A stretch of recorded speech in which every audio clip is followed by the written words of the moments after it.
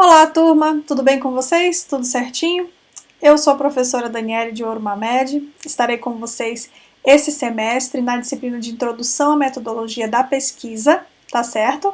Espero que vocês gostem da disciplina, que sejam momentos agradáveis e que principalmente vocês vejam a metodologia da pesquisa não apenas como uma parte chata da faculdade, né? Muita gente tem essa expectativa que, ao meu ver, é errônea de chegar a essa disciplina e pensá-la apenas como uma obrigação, uma coisa chata que tem que fazer, né? O que a gente vai ver nessa disciplina? Vamos ficar falando de norma, né? De regra da BNT. Bom, desde o início eu gostaria só de comentar com vocês que a disciplina vai bem além disso, né? E eu espero que vocês gostem e que a gente venha trabalhando de uma maneira que traga resultados realmente positivos para vocês e que vocês consigam ser beneficiados pelos conhecimentos adquiridos na matéria, né? É uma matéria bastante interessante para quem tem algum interesse em fazer pesquisa, né? Para além do que da pesquisa odierna, né? Do que a gente precisa ver em sala de aula, nos nossos trabalhos, etc.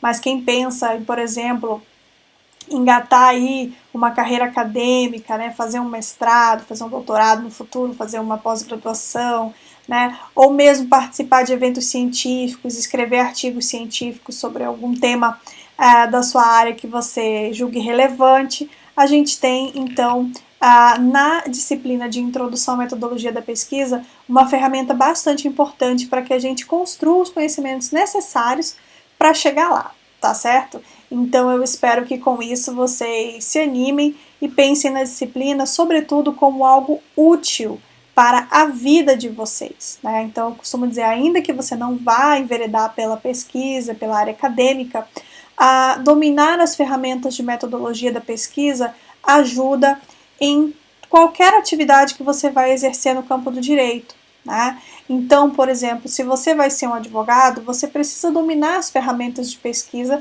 para pesquisar os argumentos, para fundamentar o direito daquelas pessoas que você vai representar enquanto advogado, né? Se você vai exercer um cargo público, né, você precisa pesquisar para fundamentar as suas peças, para fundamentar a documentação que você vai gerar. Então, é uma disciplina realmente útil, né, e bastante interessante para quem pensa em, enfim, todos vocês estão aqui, imagino que vocês têm alguma pretensão na área jurídica, certo? E a metodologia da pesquisa vai ajudar vocês nessa missão, ok? Então, nessa primeira aula, na verdade, eu faço mais uma apresentação da disciplina, uma contextualização dos temas que a gente vai ver e apresento para vocês o plano de ensino da disciplina. Então, muita gente acha, plano de ensino, coisa chata ficar falando isso, mas tem que falar, né? Porque o plano de ensino é como se fosse o nosso contratinho, né? Alguns elementos do plano de ensino, eles são fixos, né, que vêm do projeto pedagógico do curso, e outros os professores vão adaptando conforme as suas não preferências, mas conforme as suas possibilidades de ministrar os conteúdos, né? Mas aqui na ementa, né, que tem o núcleo, digamos, do que deve ser ministrado na disciplina, nós temos, vejam só, modernidade e pensamento científico, noções de epistemologia, pesquisa científica na área jurídica, métodos de pesquisa adequados à ciência jurídica, técnicas de pesquisa jurídica, projeto de pesquisa e seus elementos, técnicas de escrita científica na área do direito e normas para formatação de trabalhos acadêmicos. Então vejam só que muita gente chega na disciplina pensando que é só normas para formatação de trabalhos acadêmicos. E não é, você vê que é o último item da nossa ementa, né? Por quê? Porque nós precisamos entender, antes de sair por aí produzindo conteúdo, conhecimento científico, a gente precisa entender como foi que nós chegamos até aqui, certo? Então, quando a gente fala em modernidade, pensamento científico, nós vamos tratar de um tema bastante importante para a gente compreender a nossa forma de pensar e a nossa forma de produzir conhecimento, que é influenciada por uma racionalidade moderna, né, da modernidade. onde há uma especialização do conhecimento, onde há uma compartimentação desse conhecimento, onde o método científico ele tem uma preponderância diante dos outros, né, e a gente precisa também ter cuidado com isso, porque não obstante o conhecimento científico seja extremamente relevante, ele não é o único possível, a gente não precisa necessariamente descartar os demais, né, e sim integrá-los, estudá-los também sobre a perspectiva científica. Quando a gente fala de noções de epistemologia, nós vamos falar de noções acerca de como produzir esse conhecimento, de como construir o conhecimento, né? A gente vai ver que existem teorias para mostrar como isso é feito, né? Como nós pensamos da forma que pensamos.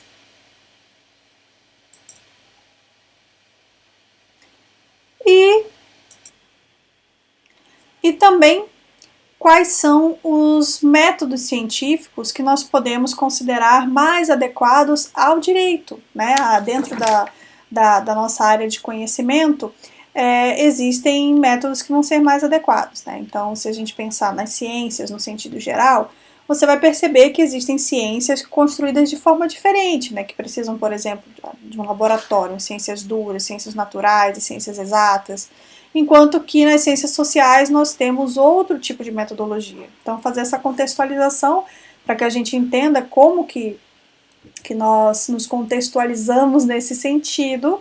Aí vamos falar de técnicas de pesquisa jurídica, que aí são coisas um pouco mais concretas, né? De que maneira a gente vai fazer essa pesquisa, como a gente vai trazer isso para o papel, certo? Vamos falar também de projeto de pesquisa e seus elementos, né?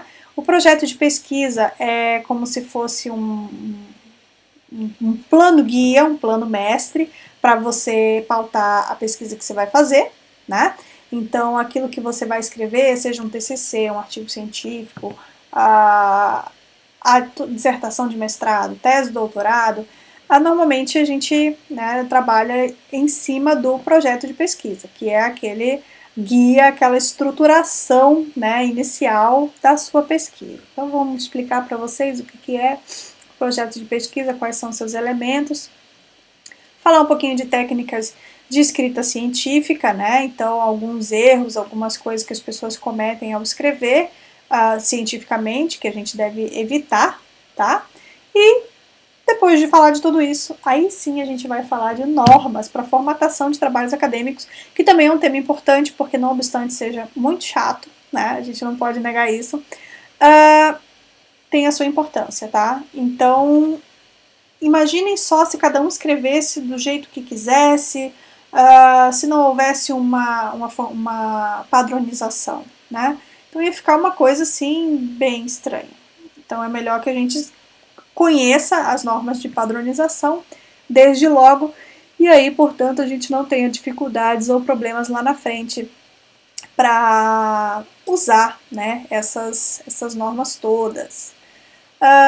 O objetivo da nossa disciplina, então, né, apresentar os conceitos e ferramentas que permitiram a vocês realizar pesquisa científica na área do direito, né, dotando-os de capacidade para compreender os métodos e normas de pesquisa disponíveis, né, sua importância e também a sua aplicação prática, tá certo? Então a gente vai trabalhar essas questões na disciplina e eu tenho certeza que durante o curso vocês vão lembrar de mim em algum momento por causa disso.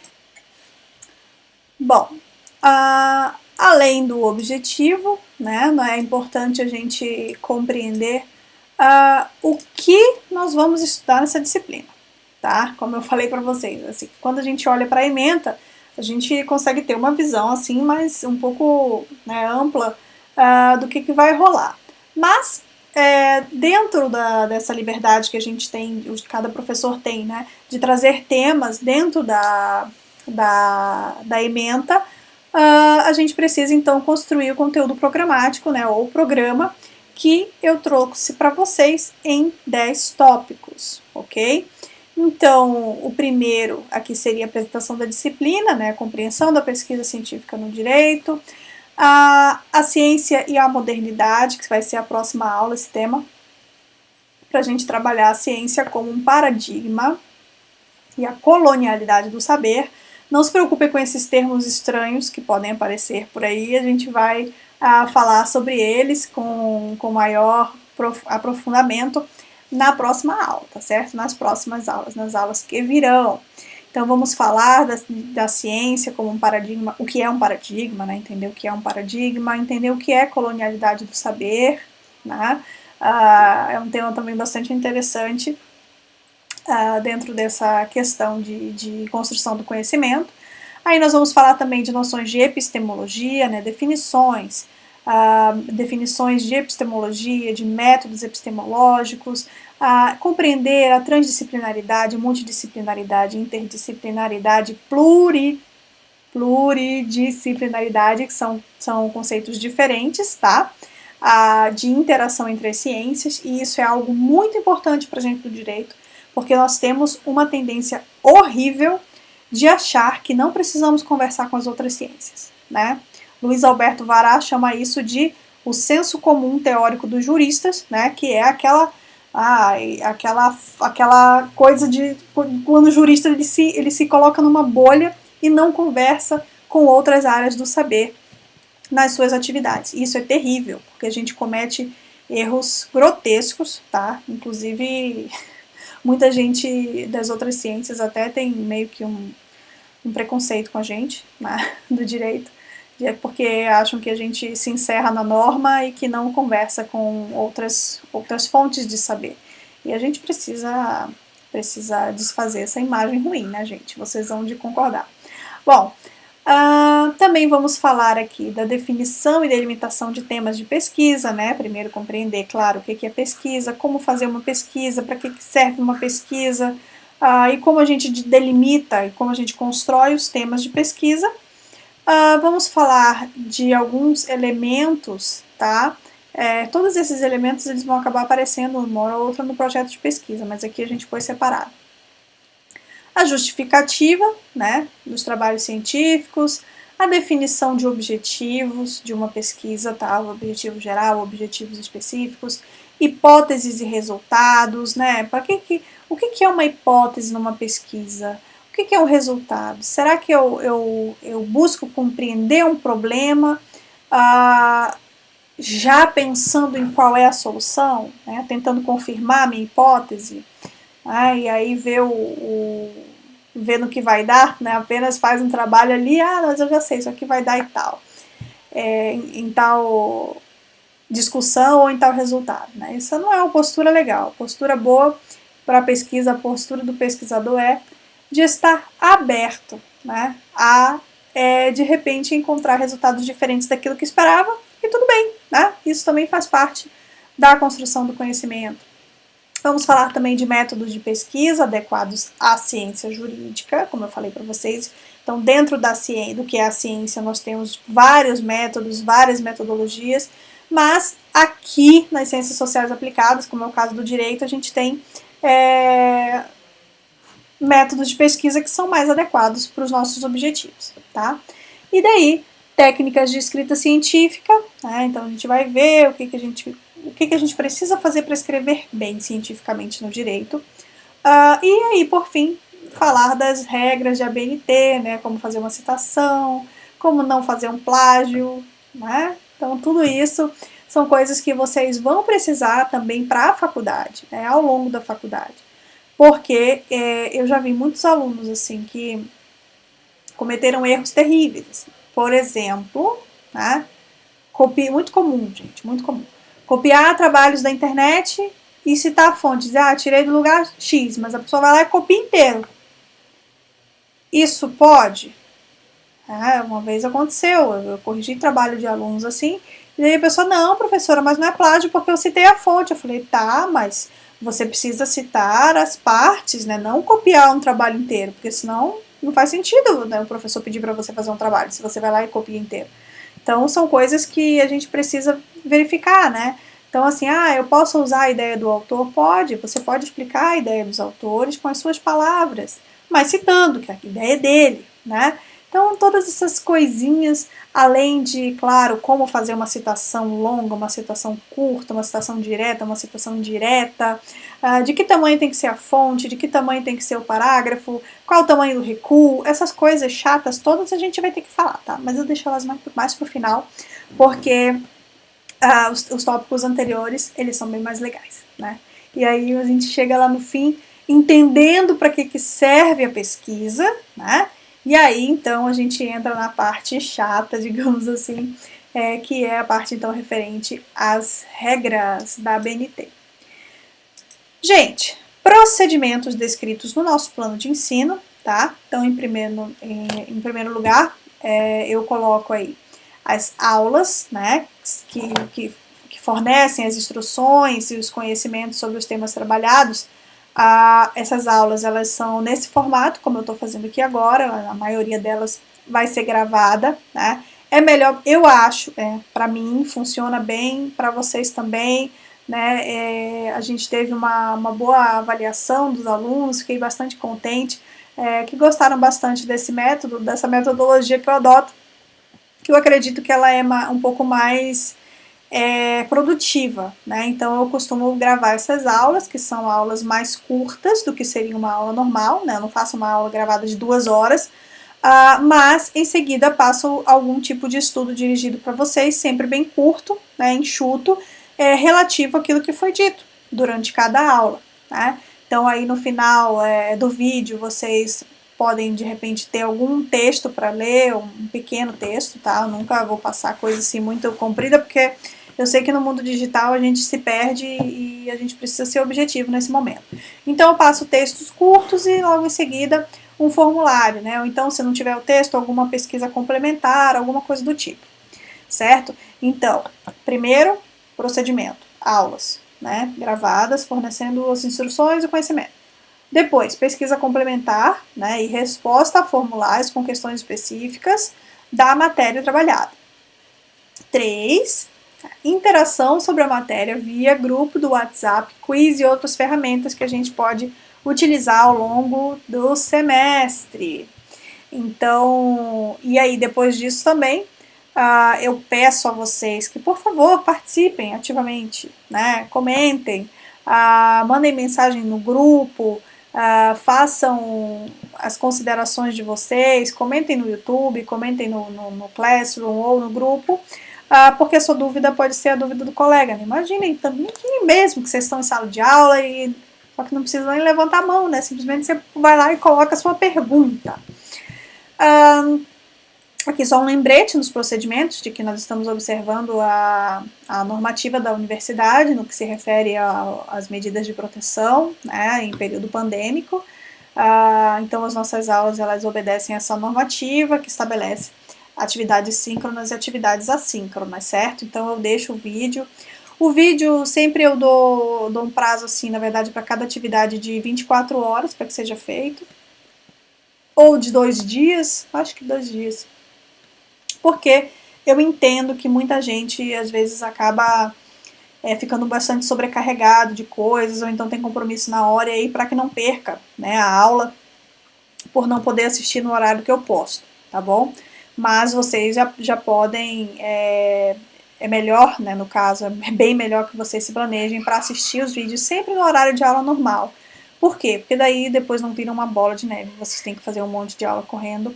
E pior, não compreendam o conteúdo, porque isso aqui é compreensão, é assistir e compreender, né? Se você fizer isso, você vai super bem na disciplina, né? Tentar fazer as aulas sempre no horário da disciplina, ok?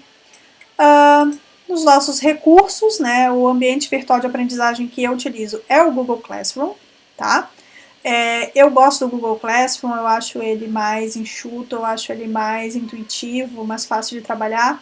Então eu gravo as videoaulas, disponibilizo lá, né? Tudo na verdade vai estar no Google Classroom, o link da aula gravada vai estar tudo lá. Aí eu utilizo o Google Forms para poder fazer a verificação da frequência e a resposta de vocês às atividades. Então é tudo pelo Forms. Lembrando que todos esses links vão aparecer no Google Classroom. Então vocês não precisam se preocupar de ficar procurando em várias plataformas. Tudo vai estar no Classroom. E também uma ferramenta que eu gosto de utilizar bastante é a de palestra com profissionais da área, né? Então convido outros profissionais, outros pesquisadores, no caso, que vai ser pesquisador, para falar de metodologia, né? Para conversar com vocês sobre de que maneira é melhor fazer pesquisa, tirar dúvidas, pegar algum tema interessante e falar, né? É sempre bom a gente ter opiniões de outras pessoas, de outros profissionais que não só o nosso professor, né? É bom a gente ter essas visões distintas, elas abrem muito a nossa mente para compreender as coisas.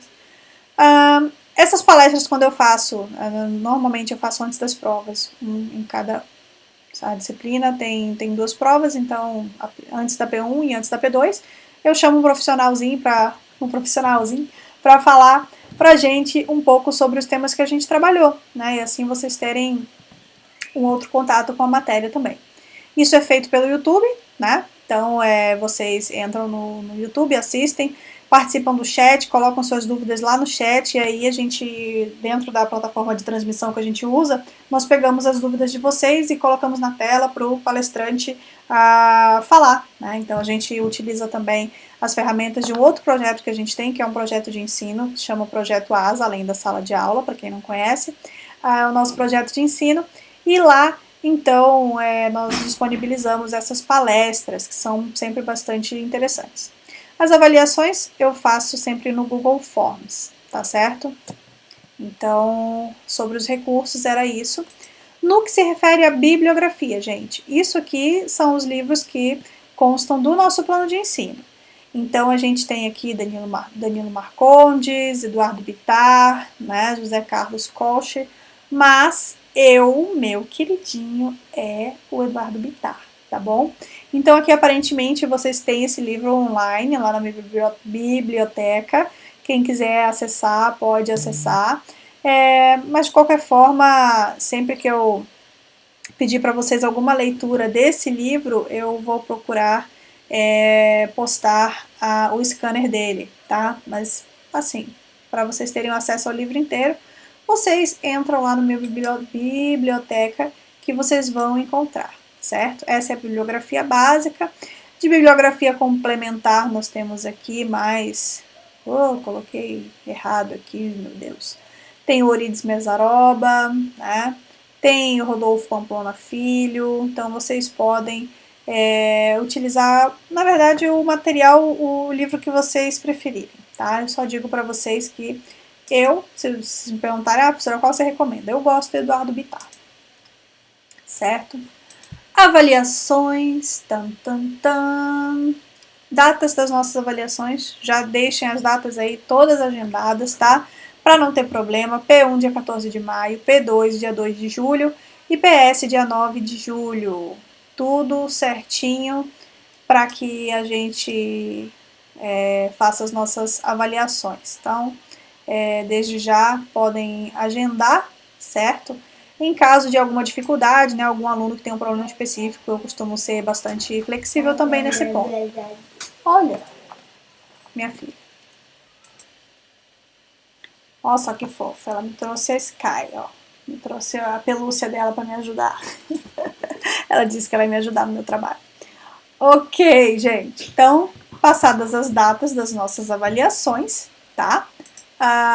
Gostaria apenas de reforçar com vocês o porquê, né? Qual é o sentido de estudar metodologia? Então, a gente poderia começar se perguntando, né? Para que pesquisa científica no direito? Existe isso, né? Será que o direito é uma ciência? Como que é? Bom, primeiramente, eu gostaria que vocês incorporassem a ideia de que direito não é um curso técnico, tá? O que é um curso técnico? É aquele curso que você, né, estuda, aprende aquelas informações, você entende aquele tipo de conhecimento específico, mas você não precisa necessariamente pensar em outras coisas, né? Fazer um conhecimento muito mais amplo, muito mais integrado, é aquilo técnico. Então, quando as pessoas falam, eu acho terrível expressão operadores do direito. Parece que a gente está operando uma máquina, né? E não é bem assim, porque a gente está lidando com vidas das pessoas. Né? Então, muitas vezes fala, porque o trabalho do médico, né, que o médico salva vidas. O advogado, né, o profissional do direito, ele pode acabar, né, inviabilizar a vida de uma pessoa, dependendo da atuação dele. Então, é uma responsabilidade muito grande, certo? E quando a gente compreende que todo mundo precisa, né, dentro do direito, fazer pesquisa para exercer suas atividades de forma mais responsável e melhor fundamentada, aí as coisas começam a fluir mais, né, gente? Então, primeiro de tudo, o que eu pergunto a vocês? O que é o direito? E aí, pensando numa concepção bem, né, bem rasa, trazendo aí a ideia do Kelsen, né, como conjunto de regras mesmo, né, sem entrar em outras definições mais aprofundadas. Mas quando eu penso que o direito ele é um conjunto de regras que compõe o sistema que forma a ordem da conduta humana, vocês pararam para pensar na profundidade disso? Né? Então, quais são as consequências da regulação da conduta humana? De você estabelecer normas, de você estabelecer leis, né? Como isso é feito? De que maneira isso vai afetar as pessoas? Né? Então afeta de uma maneira muito forte, afeta o dia a dia, afeta a qualquer atividade que as pessoas vão exercer na vida pública, né? E na privada também. Então, a gente precisa ter esse cuidado e partir da ideia, tá? O direito, então, ele é um conjunto de normas, a gente está cuidando aqui de conduta humana, de vida social. Então, de que maneira a pesquisa vai auxiliar nisso? Bom, aí eu vou com vocês para a segunda pergunta. Como é que nós construímos as fontes do direito? Né? Então, vocês devem ter estudado lá no IED as fontes do direito. Né? Então, a gente pode falar em lei, doutrina, jurisprudência, costumes. Mas tá, como é que são construídas essas fontes? Simplesmente alguém chega lá e escreve uma lei? Não, né? É necessário o quê? É necessário que alguém sente, estude um problema, se aprofunde, compreenda a realidade social diante daquele tema, né? Se a gente for pegar, por exemplo, as normas penais. Então, as normas penais, elas existem por um motivo e elas são construídas por um motivo. Né? Então, em tese, alguém estudou, alguém se debruçou, alguém procurou compreender quais eram os valores fundamentais da sociedade que a gente vive, os valores mais caros à sociedade, para trazer esses valores para proteção pelo direito penal. Né? Alguém precisou fazer esse estudo. Então, por exemplo, eu, na minha parte de pesquisa, eu estudo questões ambientais. Né? Então, eu gostaria assim, de fazer só um breve relato de como essas coisas, as nossas inquietações, elas nos levam para a pesquisa muitas vezes. Né? Então, eu sempre me interessei por questões voltadas ao meio ambiente, né? Não sei nem como é que eu fiz direito, porque a minha ideia inicial era fazer biologia, vejam só. Caí no direito. Então, o que acontece? Eu, né, começando a me inteirar, né, dos temas de direito ambiental, fui chegando em alguns temas bastante interessantes, porque eu pensava muito assim, o que será que pode ajudar a melhorar o meio ambiente do ponto de vista jurídico, né? Além da coisa de estabelecer unidade de conservação, coisas do gênero. Então, comecei a estudar pagamento de serviços ambientais, que seria uma alternativa, né, para que você pague, né, as pessoas para que elas preservem o meio ambiente. Então, fui pensando e fui me aprofundando, estudando esses temas, né, verifiquei que haviam algumas falhas, porque a maioria da literatura, né, ela vai dizer o seguinte: não, nós vamos pagar para que as pessoas não destruam. Mas e aí, quem são as pessoas que recebem benefícios de pagamentos por serviços ambientais? Né? Em alguns casos, existem diversos tipos. São aquelas que já faziam isso. Né? Ribeirinhos, populações indígenas, tem várias formas, vários projetos em que é possível receber esses benefícios. Eu estudei os ribeirinhos na Amazônia, né? Então, esses ribeirinhos recebem um dinheiro, né, para preservar o meio ambiente. E aí eu fui fazer pesquisa e fiz pesquisa de campo. A minha orientadora na época disse, não, você tem que ir lá falar com eles. Não é só pegar o livro e abrir, você tem que ir lá. E daí eu fui, né? 9 horas de barco subindo o rio, depois mais 2 horas de lancha e mais umas horas para me locomover entre as comunidades. E conversando com as pessoas eu entendi que a grande mudança na preservação ambiental daquela região não foi o fato delas receberem aquele dinheiro. Foi o fato de terem instituído unidades de conservação e de terem espantado assim as mineradoras, os madeireiros, os grandes poluidores. Que eles, enquanto pequenos, enquanto ribeirinhos, não eram eles que faziam a destruição, né? Vamos colocar assim, nessas palavras. E isso me ajudou a compreender e a construir a minha pesquisa, né? Se eu não tivesse ido lá, se eu não tivesse tido essa ousadia, porque no direito é uma ousadia, né? A gente não costuma sair da nossa zona de conforto. A minha pesquisa tinha ficado mais uma pesquisa igual às outras, uma pesquisa baseada em livros, né? Em informações de internet e não em vivências, tá?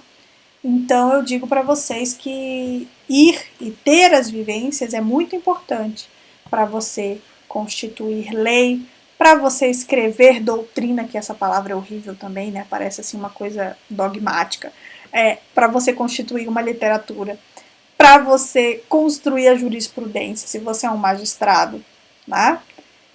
E para você compreender os costumes, como esses costumes se relacionam a todos esses elementos e como eles também podem atuar como fontes de direito, né? Então, tudo isso, se você não analisa na realidade social os temas, né? Se você não conversa com outras áreas, o seu conhecimento ele vai ser um conhecimento deficiente, deficitário, né? Você não vai conseguir fazer uma pesquisa palatável e pautada na realidade, né? Vai ser só mais uma junção de coisas que dizem os livros, tá certo? Então eu gostaria que desde logo vocês pensassem nisso. E a pesquisa, gente, a pesquisa ela envolve tudo isso, né? Então qualquer atividade que você vai exercer, você é um procurador do Estado, chega uma demanda para você, você vai ter que pesquisar, né? Através da pesquisa, você vai construir a argumentação para a defesa daquele que você representa, né? Através da pesquisa e da argumentação, você vai construir doutrina, né? Se você segue a área acadêmica, seguir a área acadêmica, quiser escrever livros, quiser escrever artigos, se você quiser participar dessas discussões, você vai ter que fazer isso através da pesquisa. Né? O magistrado que está lá julgando, ele constrói a jurisprudência, não é da cabeça dele. Ele tem que beber das fontes, né? E fazer uma pesquisa para poder fundamentar a jurisprudência, né? A sua decisão. E aí também a gente tem a questão dos costumes. A gente também precisa de pesquisa para entender como os costumes vão determinar a construção de normas. Sem pesquisa você não faz nada disso, gente. Certo? Então, tudo que vocês aprenderem numa disciplina de introdução à metodologia da pesquisa, eu tenho certeza que vai ser bastante útil para que vocês tenham um rendimento ainda maior nas atividades jurídicas que vocês forem exercer. Tá certo? Então, termino essa aula trazendo para vocês aqui uma última ponderação, né, acerca da nossa disciplina, que é a relevância da dúvida, que é a importância da dúvida na nossa atividade jurídica. Tá? Aquele que já sabe tudo, que pode aprender? Né? O que pode aprender uma pessoa que acha que já sabe tudo? Então, fico com Sócrates, né, que diz: só sei que nada sei. E o fato de saber isso me coloca em vantagem sobre aqueles que acham que sabem alguma coisa. Por quê? Se eu não sei, eu vou procurar saber. Eu procurando saber, eu vou crescer. Eu vou me tornar um profissional melhor. Eu vou evoluir. E é isso, gente. Então eu gostaria que vocês pensassem bastante, né, nessa nossa conversa inicial com carinho, cogitassem o desafio de entrar, né, ou de continuar a sua faculdade com essa postura. Eu não sei nada, eu vou aprender, né? Inclusive foi algo que pessoalmente me marcou muito, né, quando eu estava no doutorado, escrevendo tese, e não conseguia avançar na escrita, e falei a um professor querido, né, que me acompanha há muito tempo, falei: eu sinto que eu não sei nada desse assunto, estou escrevendo sobre isso, não sei nada sobre isso. Ele falou para mim, olhou para mim e disse assim: agora sim a tua tese vai sair. E meus queridos, se a gente acha que sabe, então a coisa não vai andar. Então é melhor não saber, tá certo? No mais, galera, desejo a vocês um excelente semestre e vamos que vamos nessa caminhada. Tchau, tchau!